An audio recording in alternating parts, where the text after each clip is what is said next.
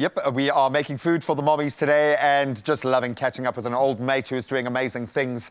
Sabbatical, a film releasing in South Africa. And he's the deadpan cop in it, which I absolutely love. But of course, we are all thinking about our mothers right now. And what we want to do is create something beautiful. So we're going to whip up a beautiful homemade dessert. She's going to adore this, I'm going to say, very rustic campfire apple crumble. Okay, it's an apple pie and it's so easy to make, fuss-free, filled with flavor, perfect for cooking outdoors. So that's what we're going to do. So you're on the filling station, my brother. Okay, so what am I? You just mix it all together. So we've got our apples, which we've sliced up, and I noticed Tiffany, our amazing head chef here, was soaking them in water for whatever reason. She's done that. It looks great. Now you just mix sugar, our cornstarch to help it all bind. We've got nutmeg, we've got cinnamon, we've got sugar, and a little bit of lemon juice. So you can mix it all together like a beautiful collaborative effort on the film. Yeah, okay. You can even make those sound effects if you want to, dude. Yeah, it's cool, eh?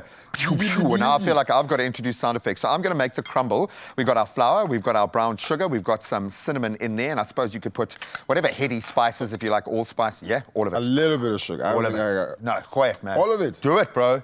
You've earned the right, man. Oh, Come on, you can. Yeah. All right, cool. How powerful do you feel? Cornstarch? Hey, cornstarch. All of it, man. I've learned. See, what they do is they create safety gateways for us. They don't put more than we need or less so that we don't mess it up. Okay, cool. Then what? I mix it. And then you just mix it all together beautifully. Bet. And then, of course, we've got our, I'm going to say braai pan skillet, whatever you want to call this thing, which is great because it can go from the top into an oven. We could even put foil and coals on top of it. Oh, bet. Yeah, you see what I'm saying? Now we're like cooking in the Amazon.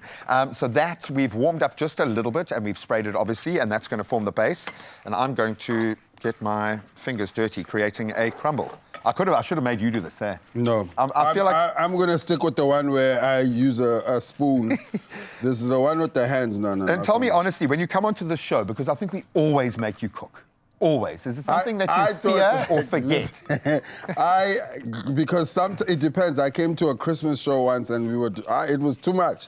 It's too much food. Like I was like, whoa, this is a lot of food. So I have every single episode I've been here more than 5 times, and every single time I cook. I don't know what it is you guys see about me. But no, it's the expert at anything you touch, boo. No, we find it's quite disarming, dude, because it kind of takes us back to places when you think about the journey you've been on and the role that your mother has played. Yes. Okay, and that's why we use food so often, because that's that familial connection. But how has your mom supported you through your journey? Because I would imagine you've needed a lot. I think initially just the idea that I can do it, because when I was in high school, I had the option to do other things, and she was just like, whatever you want to do. I was able to do it. So I think just even that battery on my back to be like, go ahead. Because I remember when I finished my final exam in matric, I moved out of the house and went to go live in Joburg to pursue whatever I was trying to pursue. And,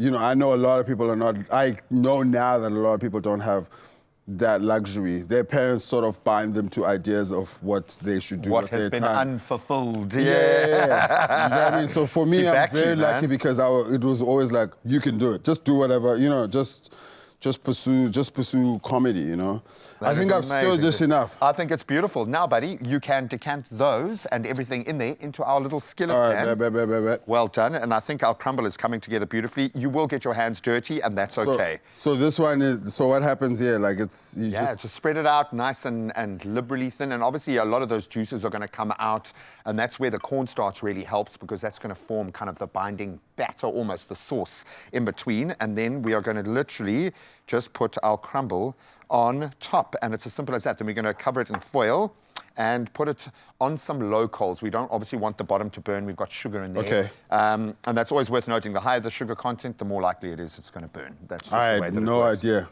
Yeah. Doesn't work the same in your body, though. Unfortunately not, my friend.